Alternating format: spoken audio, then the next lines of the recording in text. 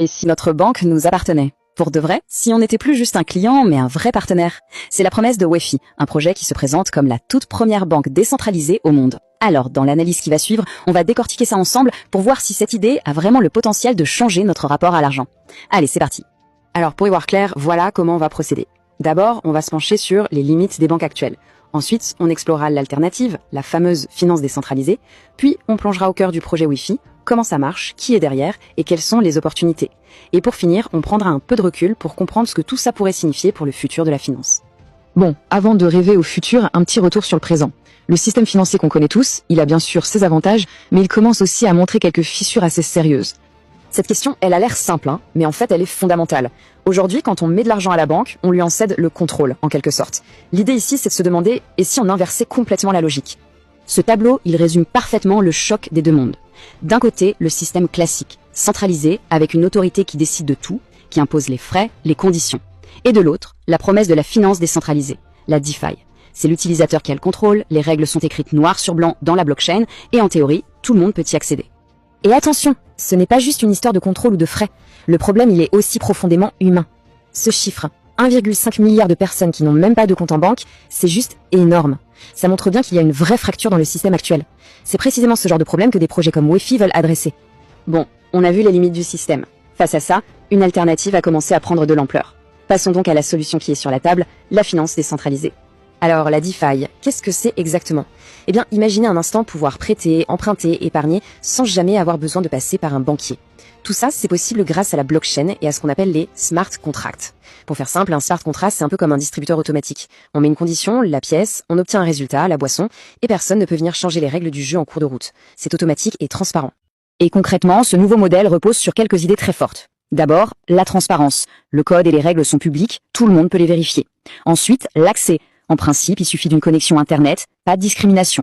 Et le plus important, c'est la souveraineté. C'est l'utilisateur, et personne d'autre, qui détient les clés de son propre portefeuille. Et c'est justement dans ce contexte de révolution technologique que Wefy arrive. Voyons un peu comment ce projet cherche à mettre en pratique tous ces grands principes. La mission de Wefy est assez simple à comprendre, mais elle est radicale. Les banques classiques, elles gardent la quasi-totalité de la valeur qu'elles génèrent. Ici, la proposition, c'est de dire « Ok, on va créer de la valeur et on en redistribue la moitié à notre communauté ». C'est un changement de philosophie complet. En fait, on inverse complètement le modèle. Au lieu d'être un simple client passif, le membre devient un acteur. Il peut prêter de l'argent, participer à la gouvernance et en retour, il touche une part de la valeur créée. Les utilisateurs deviennent, d'une certaine manière, les banquiers. Bon, une vision aussi ambitieuse, c'est bien beau, mais ça doit reposer sur des bases solides. La confiance, c'est le nerf de la guerre. Alors, qui trouve-t-on derrière Wefy? Un projet comme celui-là, ça dépend énormément de son équipe.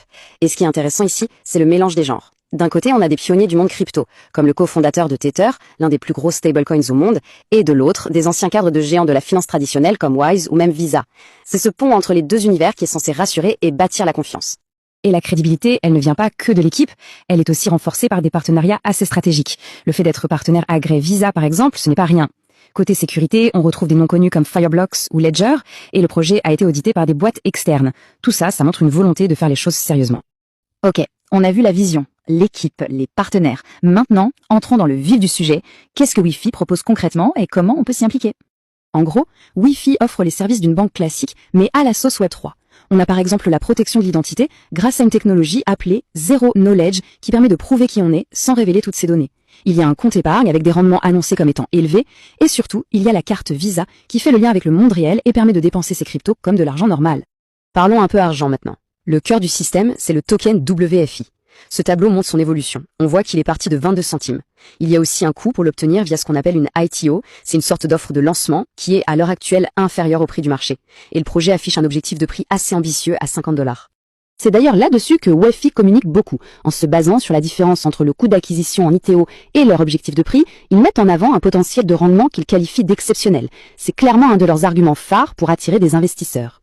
Mais il n'y a pas que l'investissement. Pour grandir, Wefy utilise un autre levier très puissant, l'affiliation. Le principe est simple, les membres sont encouragés à faire connaître le projet et sont récompensés en tokens WFI en fonction de l'activité qu'ils génèrent. C'est un modèle de croissance qui s'appuie à 100% sur sa communauté.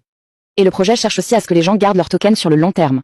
Par exemple, si on bloque ces WFI pendant 2 ans, on peut obtenir un statut qui se rapproche de celui d'un actionnaire. On peut aussi s'en servir comme garantie pour un prêt, un peu comme le crédit lombard dans la finance traditionnelle. On arrive au bout de cette analyse. Alors, pour conclure, essayons de prendre un peu de hauteur et de regarder la vision d'ensemble de ce projet. Finalement, ce que propose Wi-Fi, c'est plus qu'un simple produit financier. C'est une invitation à participer à la construction d'un système bancaire différent, présenté comme plus juste, plus transparent et où la valeur est partagée. Le message clé, c'est vraiment ça, redonner le pouvoir aux utilisateurs.